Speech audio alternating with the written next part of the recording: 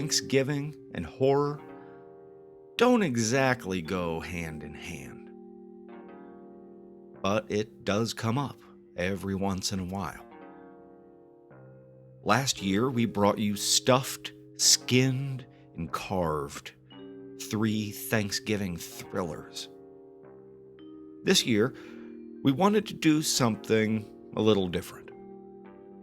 This holiday, if you consider it a holiday, is so personal, so intimate. It means so many different things to so many different people.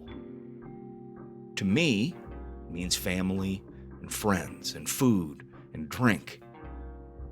But what does Thanksgiving mean to, I don't know, a pair of black ops mercenaries? Or a sadistic little girl and her monstrous best friend? Or a lonely cannibal? Hell is about to come home for the holidays with a dark feast and a sinister harvest.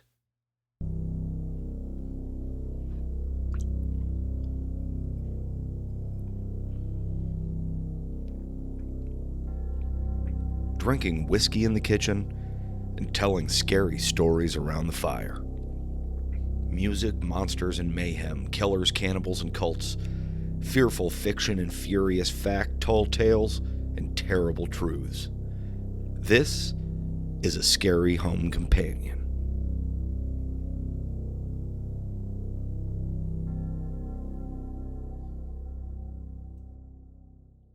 The family looked really nice, all things considered.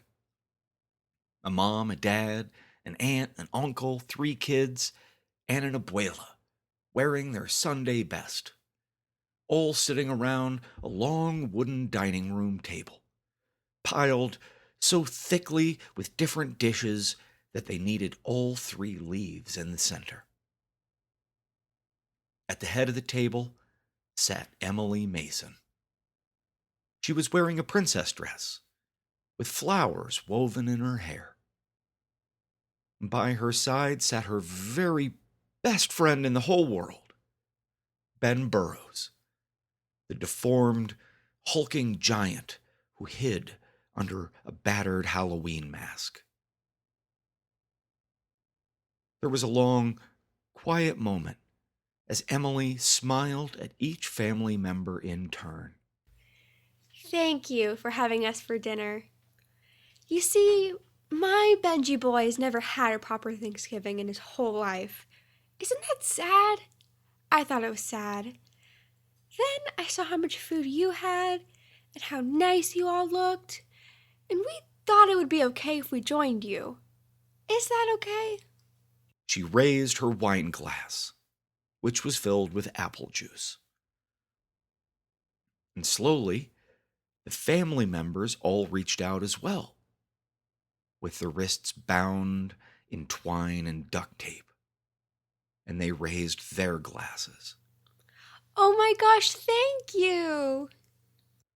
The 3 children were interspersed between all the grown-ups, so that they all had someone to cut up their food for them.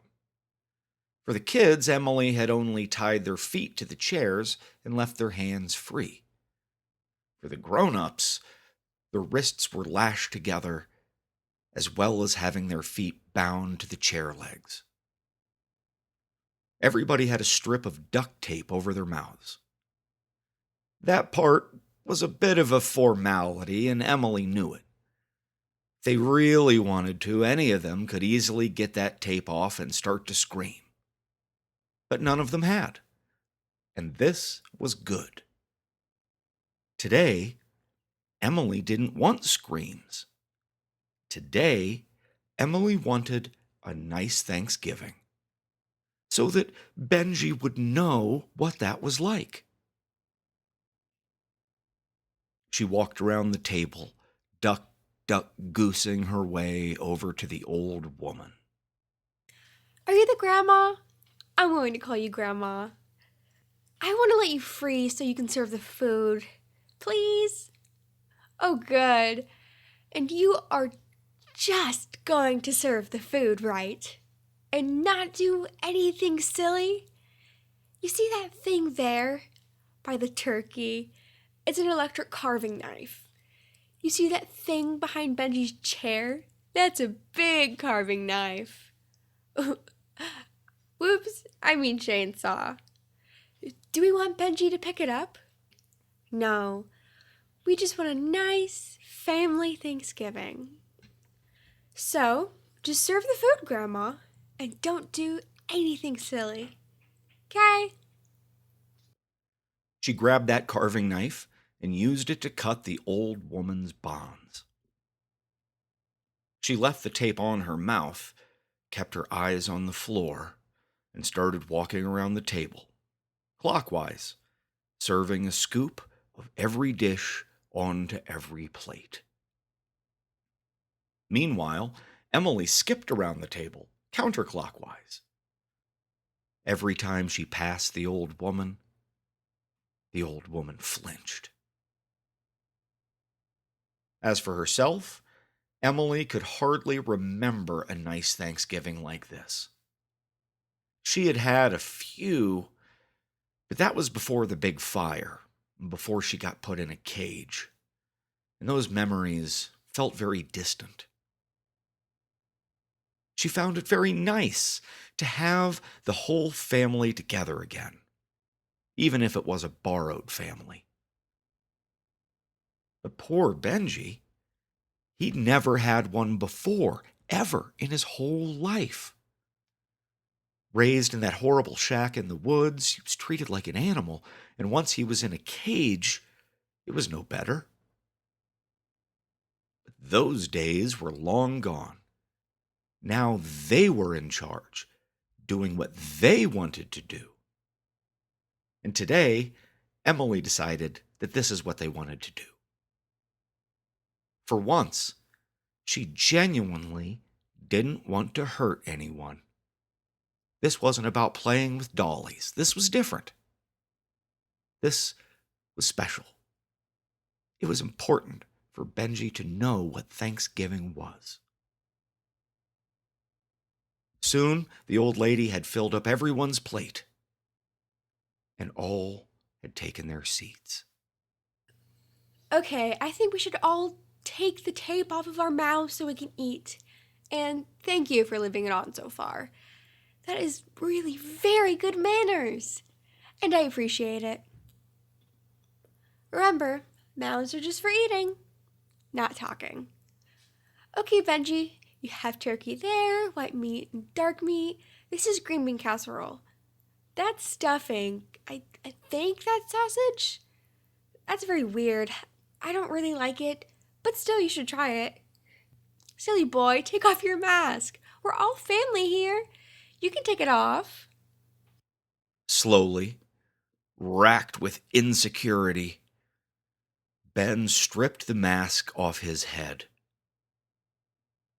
He took a big bite of the stuffing, and he grumbled through a streamer of very appreciative drool.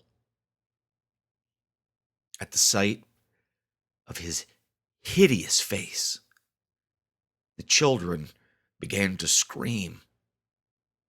The women began to weep. The men began to struggle and yell. And the old lady began to pray. Emily rolled her eyes. Ben was looking at the floor. His lips were all scrunched up, like they did whenever his feelings got hurt. No one else in the world would have noticed that. But Emily did. And it broke her heart. Just a little bit. I really did want a nice Thanksgiving. I didn't realize you were all such meanies. She picked up the carving knife. Ben went to pick up his chainsaw, but she stopped him. I'll take care of this. You finish eating before your food gets cold, Benji.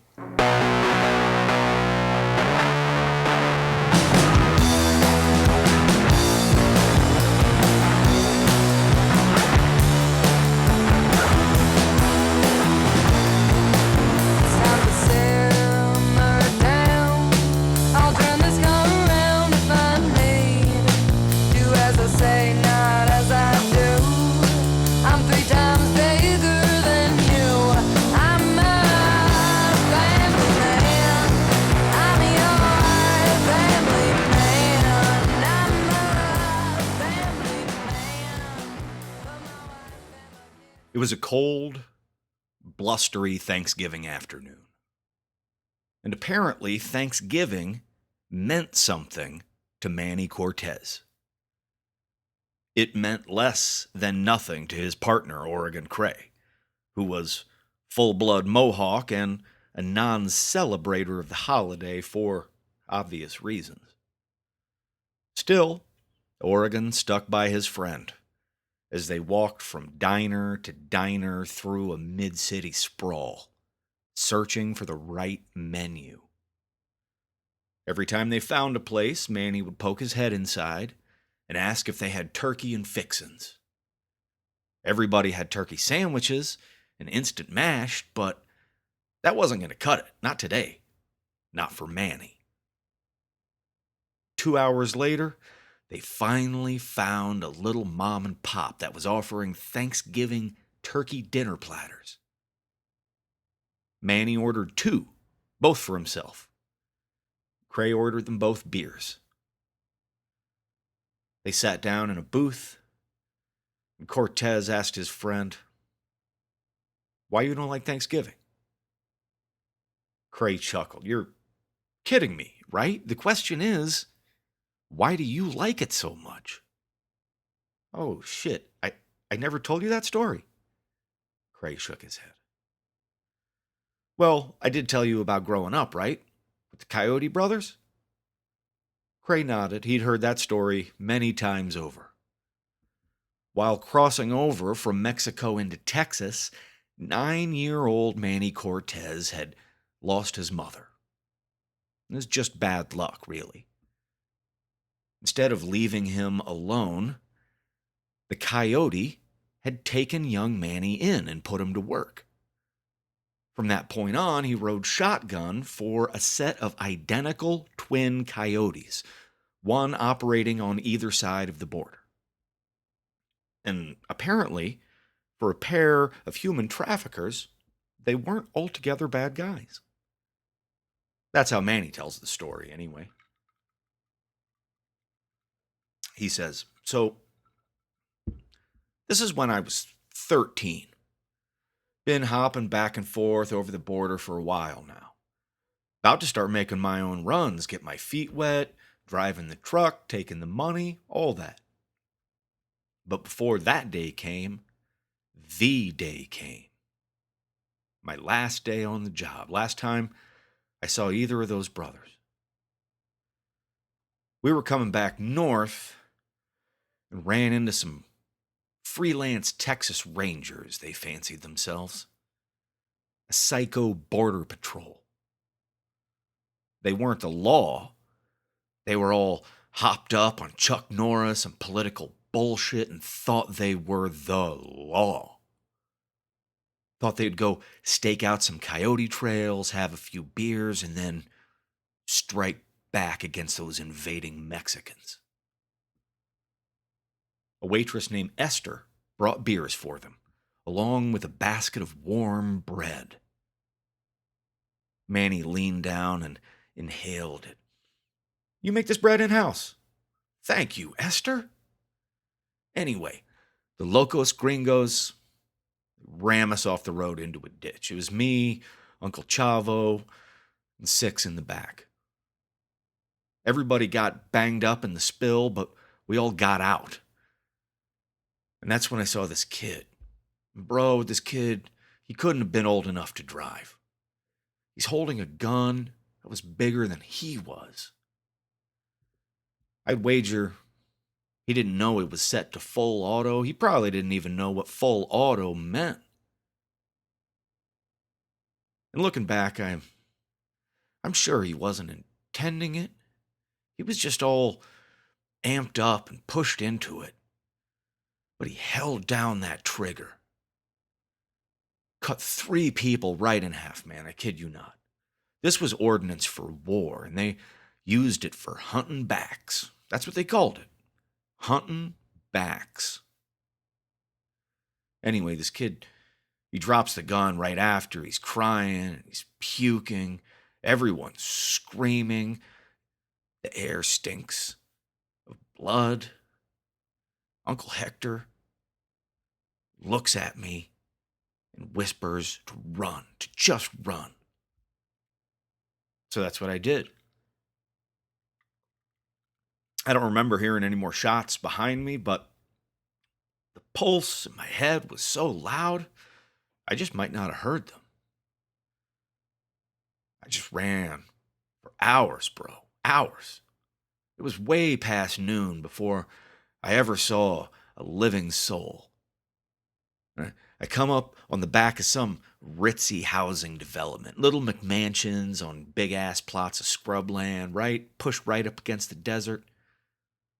By this point, I'm delirious. I'm baked through on both sides. So what do? I just go to the first house I see, I walk up to the front door, and I knock. And this nice little old white lady answers. And I mean, she's old as hell. She's so old that her two sons came to the door on either side of her, and they were old as hell. They invite me inside. And already this place is at capacity. I'm telling you, it's wall-to-wall white people. The old woman, she gets me some clean clothes, a glass of water, and gives me her seat at the end of one of the tables. And the spread, endless delights. Shit I've never even heard of, and they just keep piling it on my plate.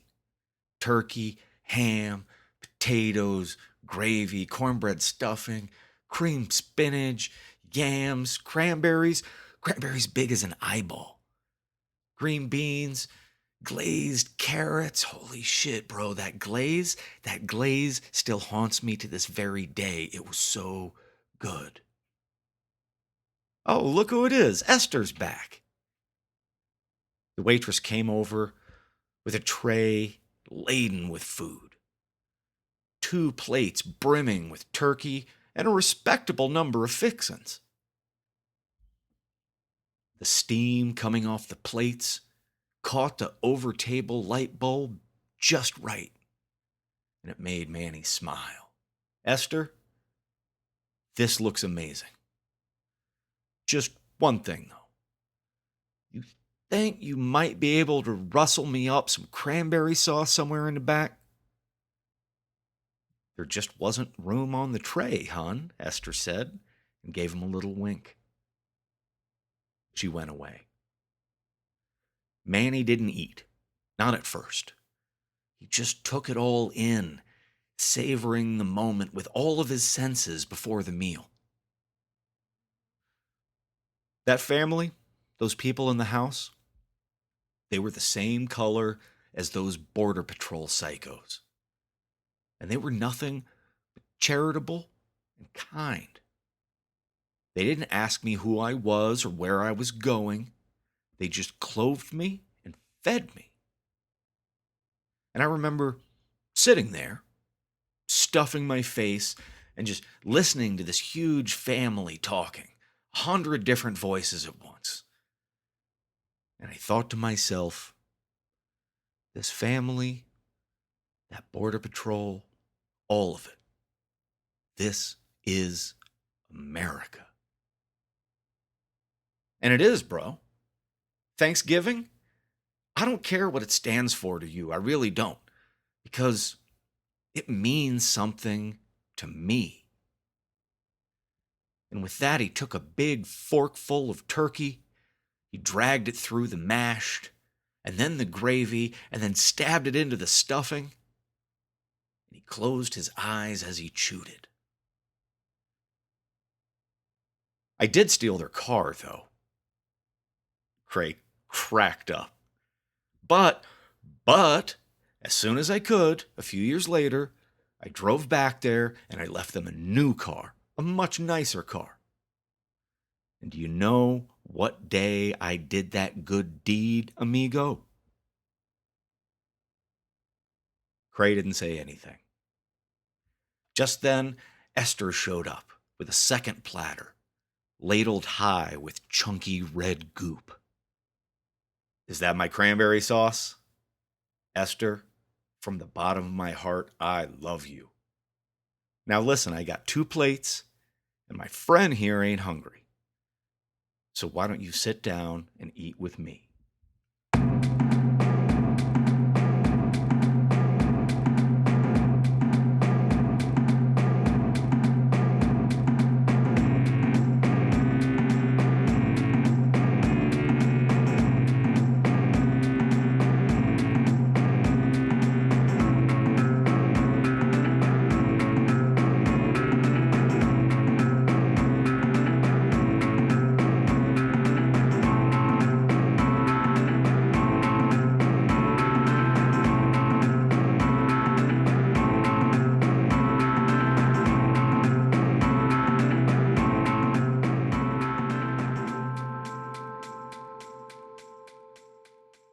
Switching over to beer now, because this is an Obi story.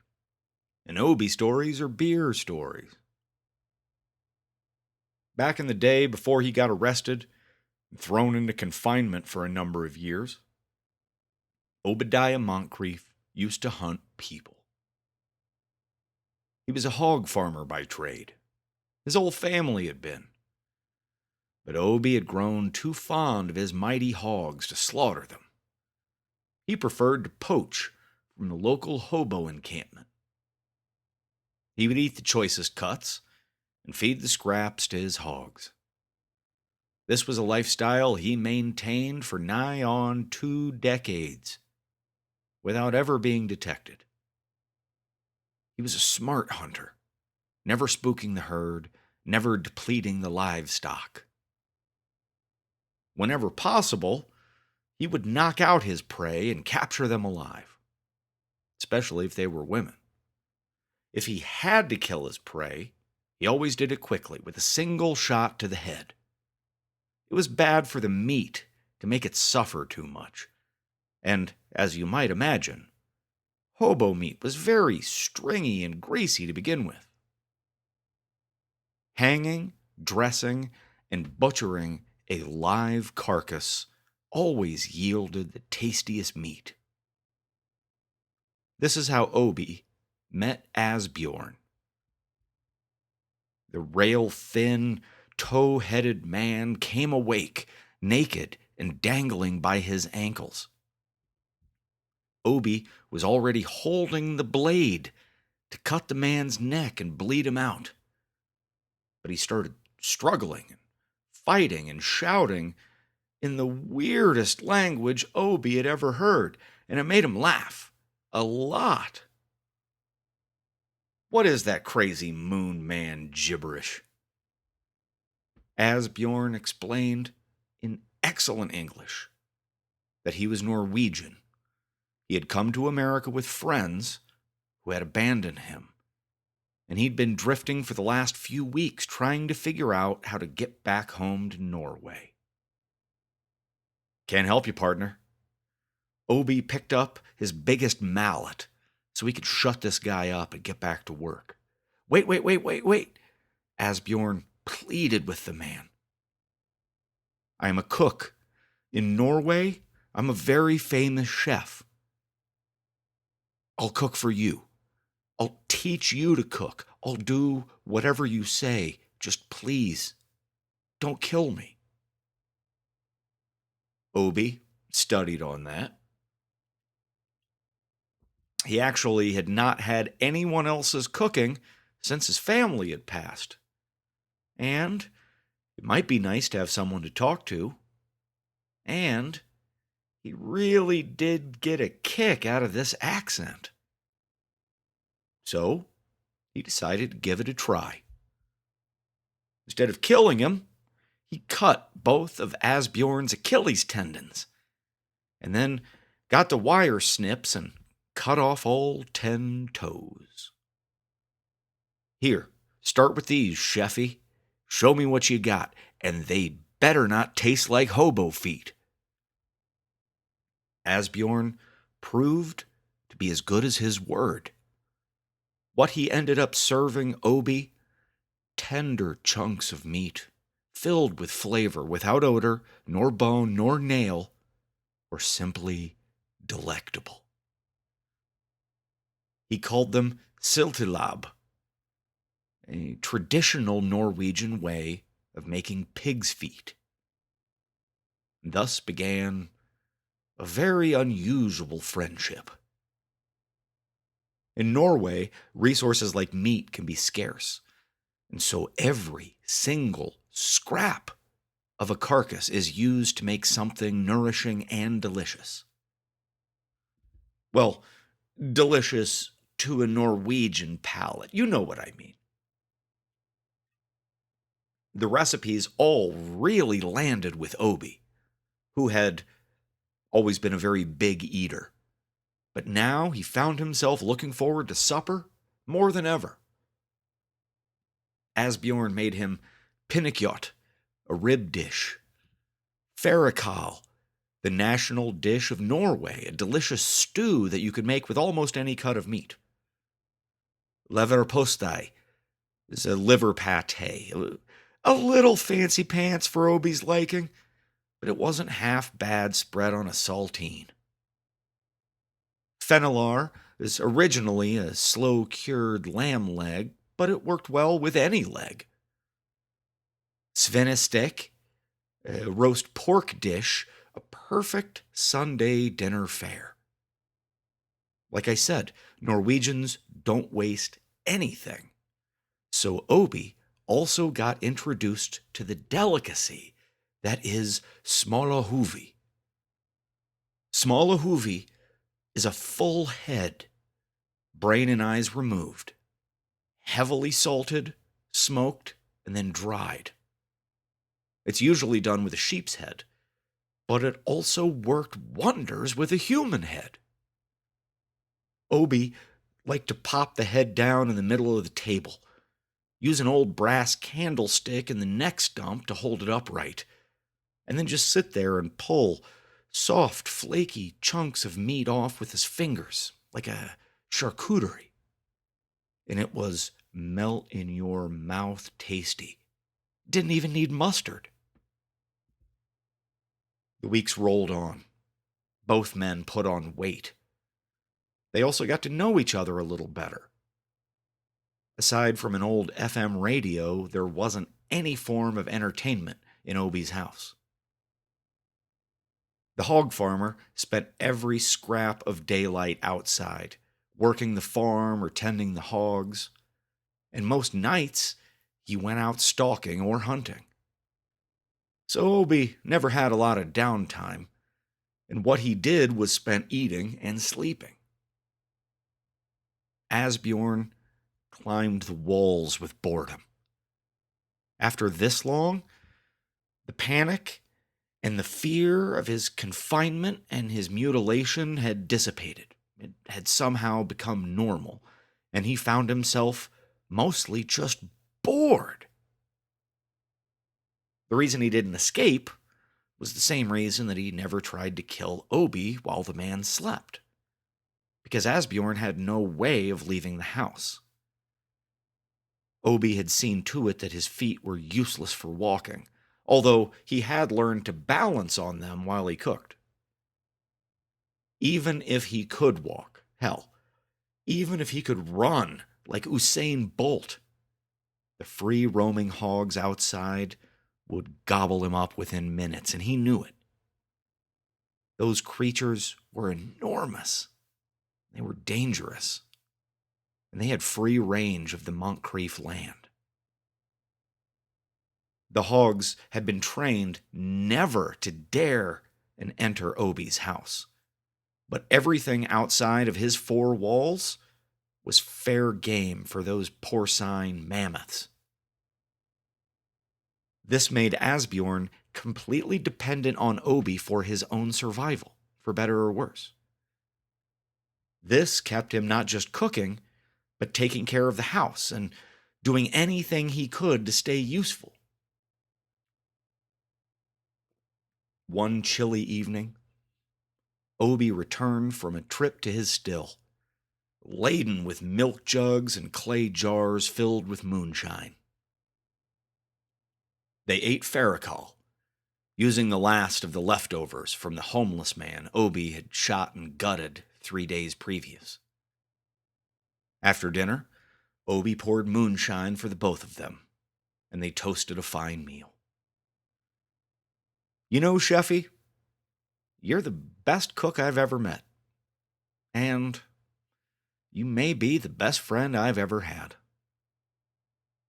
Asbjorn drank to that, and Obie refilled him. They laughed, they talked, they got blotto, they passed out at the table. When Asbjorn woke up, he was naked, hanging from his ankles just like he had been 2 months and 25 pounds ago. "Thanks for the lessons," Obie said. His voice sounded soft. "You sure are gonna make a fine Thanksgiving." Hobo meat was always so stringy and greasy, always taken from folks who live on the run, fighting to survive. This year, Obie decided to buy his goose ahead of time, so to speak, and spend a while fattening it up. That Thanksgiving, Obie made each of the dishes Asbjorn had taught him out of Asbjorn. Out of respect to his Norwegian heritage, not a single piece was wasted. And damn if it wasn't delicious.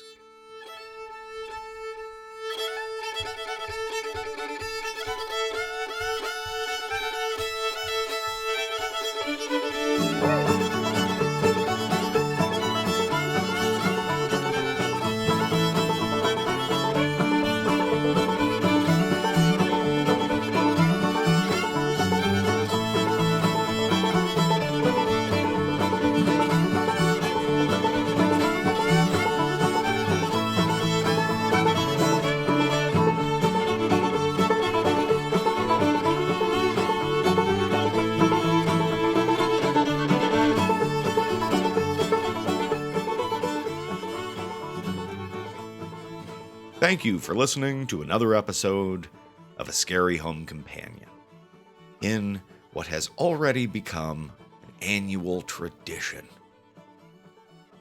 If you liked this Turkey Day spectacular, make sure to check out last year's. It's called Stuffed, Skinned, and Carved. And of course, you can find more stories featuring all of the characters you heard about today, here and there, scattered throughout the show archives.